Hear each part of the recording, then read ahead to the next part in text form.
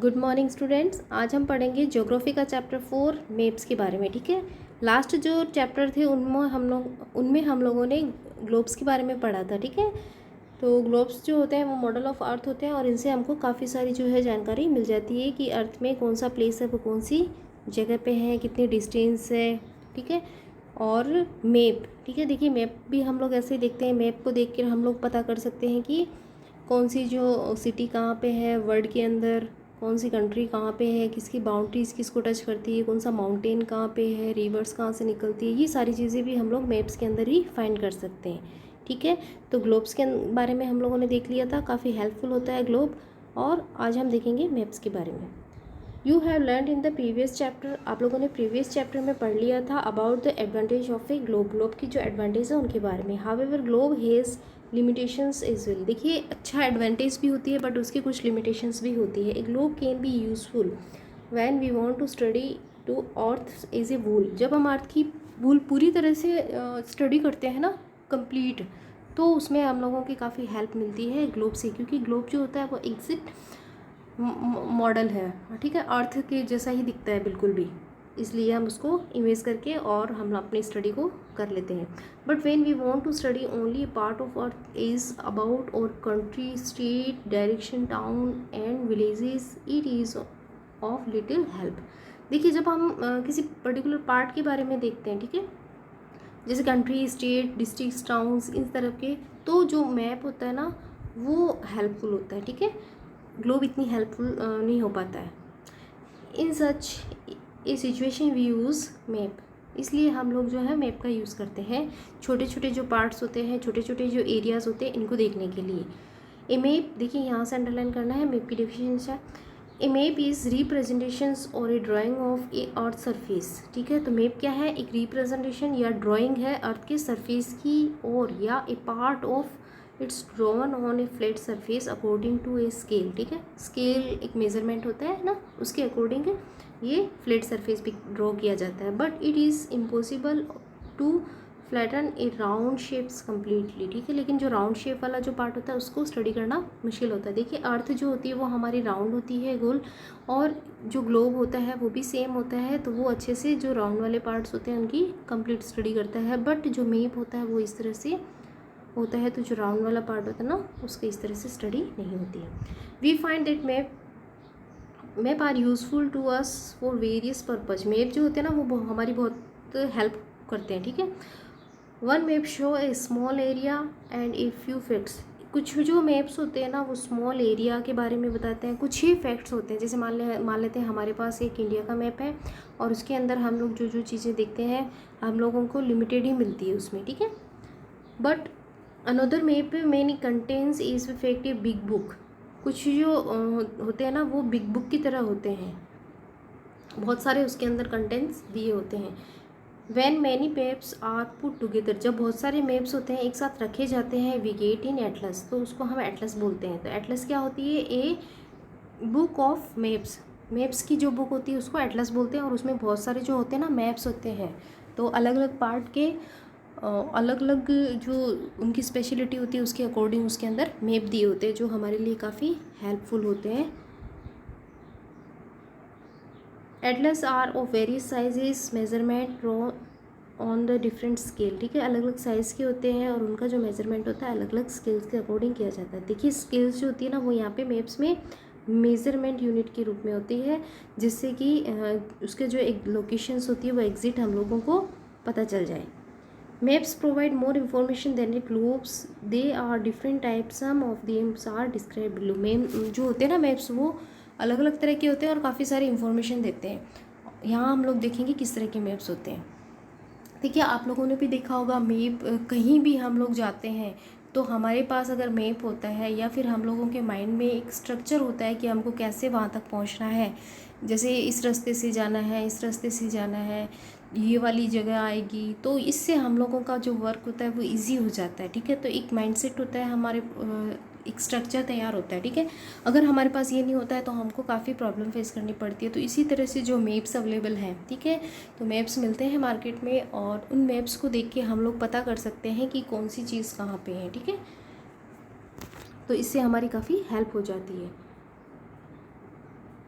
Physical map, देखिए type of maps के अंदर देखते हैं फिजिकल मैप्स।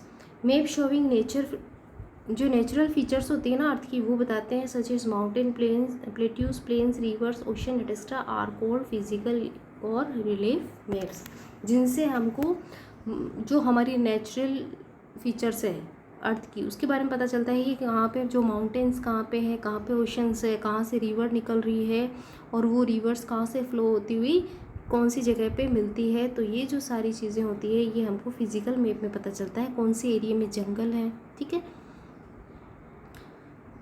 जैसे हम लोग अभी कह देते हैं हिमालयन रेंज, ठीक है, हिमालय जो हिमालयन माउंटेन कहाँ पे है, हिमालय पर्वत कहाँ पे है, तो हम लोग इजीली मैप में देख के बता सकते हैं। नेक्स्ट है political map, map showing cities, town and village and different countries and state of the world with their boundaries is called political map, ठीक है। तो जो सारे वर्ल्ड के अंदर जो भी सिटीज़, टाउन्स, विलेज, जो भी एरियाज़ हैं, ठीक है, इनको हम लोग पॉलिटिकल मैप के अंदर देखते हैं। और इसमें ये भी पता चलता है कि कौन सी जो कंट्री है उसकी बाउंड्री किस कंट्री से टच करती है। मतलब जैसे हम लोग ये देखते हैं ना कि हमारे इंडिया की नेबरिंग कंट्रीज़ कौन कौन सी हैं, कि इनकी जो बाउंड्री है उनको ज़्यादा टच करती है, किसकी बाउंड्री कम टच करती है, कौन कितनी दूर है, तो ये सारा का सारा पॉलिटिकल मैप में पता चलता है।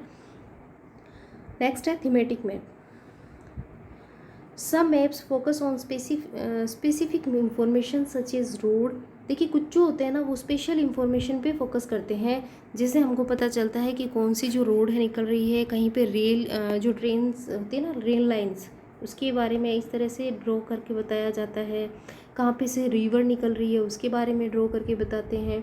और कुछ जो मैप्स होते हैं उसके अंदर फॉरेस्टी एरिया है उसको फोकस किया जाता है, तो जिस स्पेशल चीज़ के बारे में बताता है, जिस स्पेशल थिंग के बारे में बताते हैं वो होते हैं थीमेटिक मैप्स।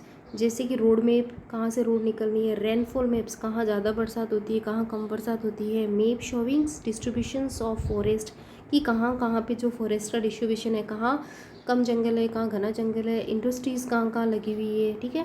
तो इस तरह से हम लोग देख लेते हैं। कहीं कहीं पे आपने देखा होगा इसी तरह से भी दिए होंगे टेम्पल्स कहाँ कहाँ है, ठीक है। तो फेमस टेम्पल्स का आता है तो वहाँ इस तरह का सिंबल बना होता है। हॉस्पिटल्स है, स्कूल्स है, सी ब्रिज, ये जो रोड, ये जो ब्रिज होते हैं ना, ब्रिज भी बने होते हैं। तो जिस तरह से सिंबल से किसी स्पेशल चीज़ को इंडिकेट किया जाता है वो थीमेटिक मैप के बारे में आते हैं। Suitable titles are given on the basic information provided, जो भी मैप के अंदर इंफॉर्मेशन दी जाती है ना उसके अकॉर्डिंग उसका टाइटल फिक्स कर देते हैं।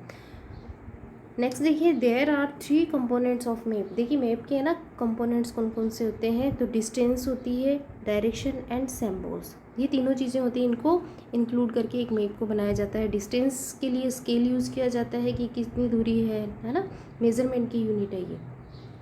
तो इससे जो है ना एक जैसे मान लेते हैं वन प्लेस की जो 2 प्लेस सेकंड प्लेस है उसके बीच की जो दूरी है उसको मेज़र किया जा सकता है। तो सबसे पहला है distance. Maps are drawings, map जो होते हैं ना वो एक तरह से ड्राइंग ही होते हैं, which reduce the entire world or a part of it fit on a sheet of paper. देखिए जो क्या करते हैं मेप क्या करते हैं, एक ड्राइंग ही होती है जो पूरे जो वर्ड होते हैं ना उसको एक पेपर पे फिट कर देते हैं। इस तरह से उसकी जो यूनिट्स होती है, मेज़रमेंट की यूनिट्स होती है ना वो सेट की जाती है, जिसकी वजह से पूरे के पूरे मैप को हम लोग एक पेपर पे ड्रॉ कर सकते हैं। आपने देखा होगा वर्ड का जो मैप होता है वो किस तरह से एक पेपर पे ही आ जाता है, पूरी दुनिया एक कागज़ में समेटी हुई सी दिखती है ना। और we can say maps are drawer to reduce scale but this reduction is done very carefully. ये जो स्केल्स होती है ना ये बहुत ही केयरफुली बनाई जाती है, so that the distance between the places is real. देखिए ये जो ना इनके बीच की जो डिस्टेंस होती है ना वो रियल डिस्टेंस होती है और उसको अलग यूनिट में कन्वर्ट करके शो किया जाता है, ठीक है।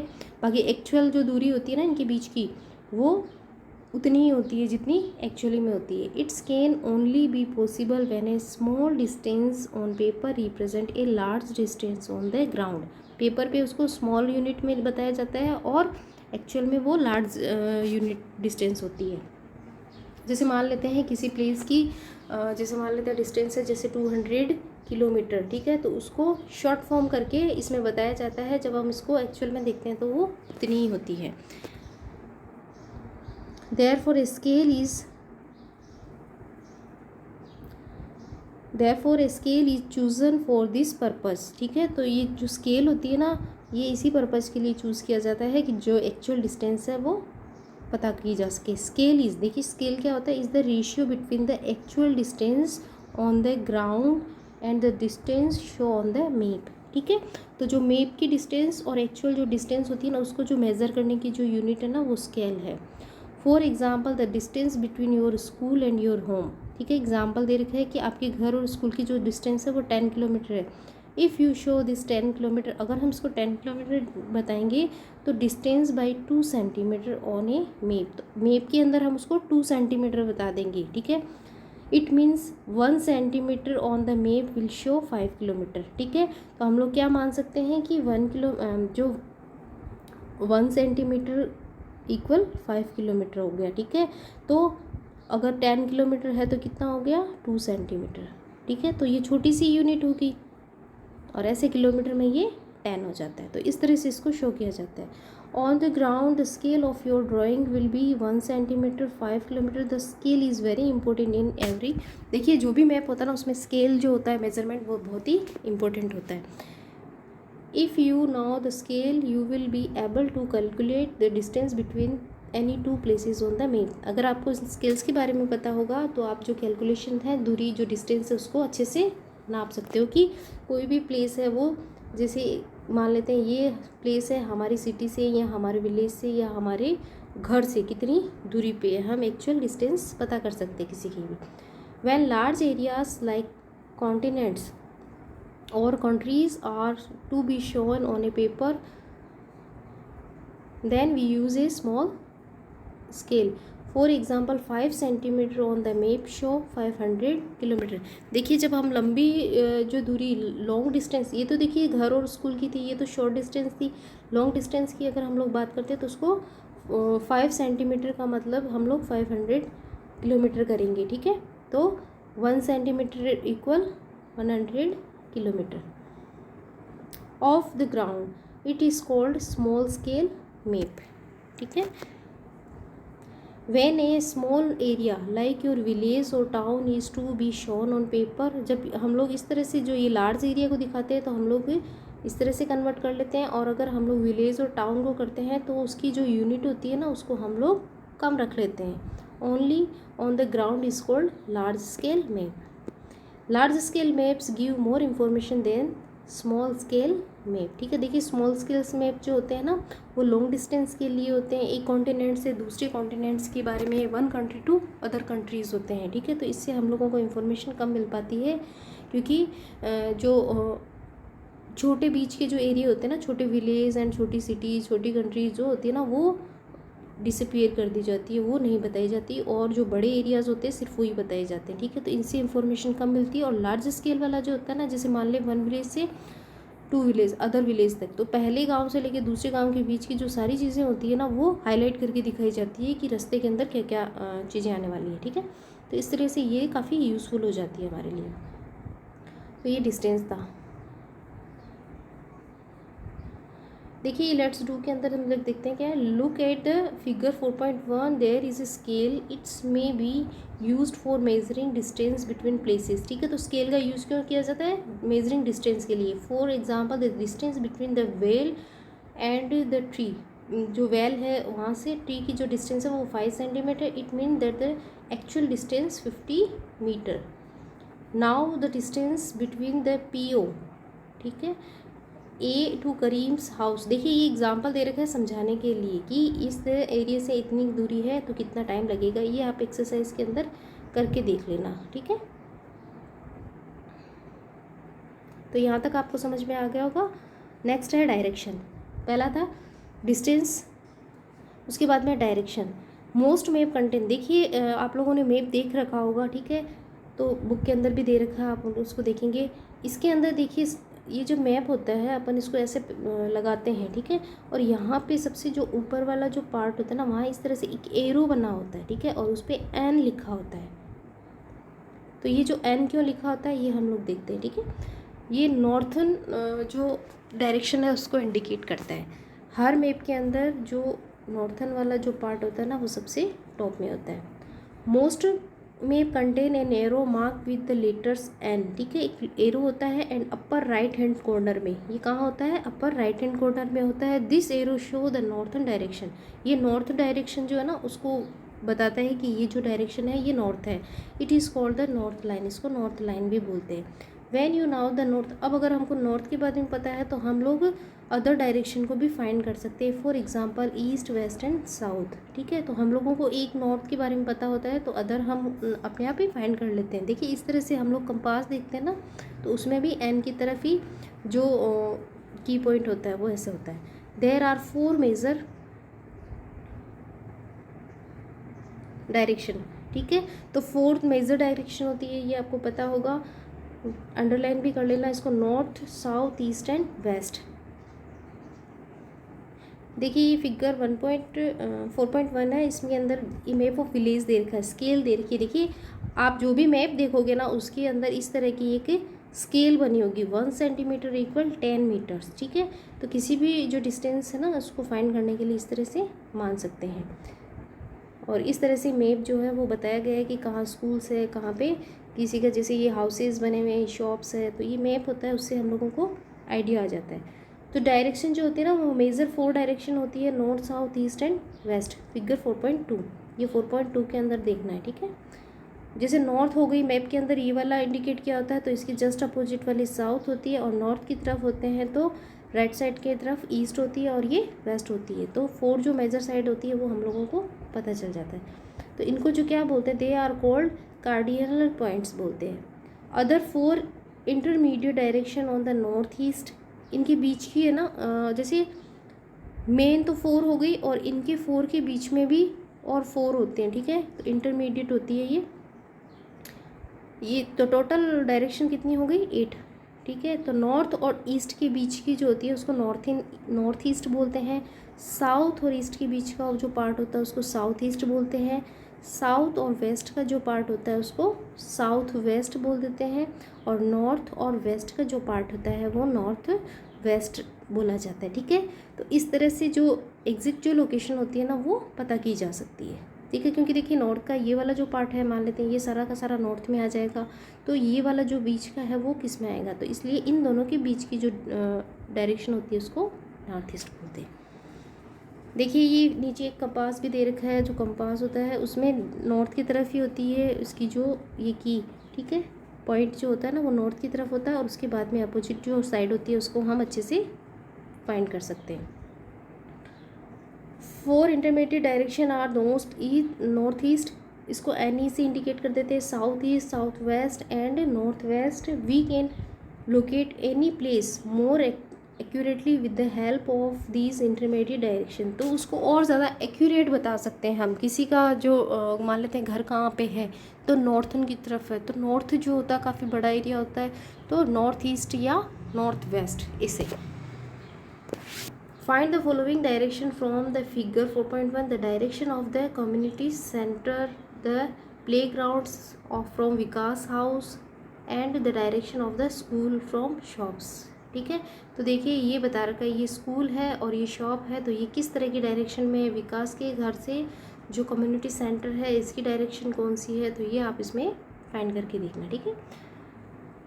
We can find out the direction of a place with the help of compass. Compass की हेल्प से हम जो है डायरेक्शन को फाइंड कर सकते हैं। अंडरलाइन करना इसको, it is an instrument use to find out main direction, ठीक है। जो मेन डायरेक्शन होती है north south east and west, इनको फाइंड करने में हेल्प करती है। इट्स मैग्नेटिक नीडल होती है इसके अंदर, always point towards north south direction, ठीक है। ये मैग्नेटिक नीडल होती है और ये नॉर्थ और साउथ इस तरह से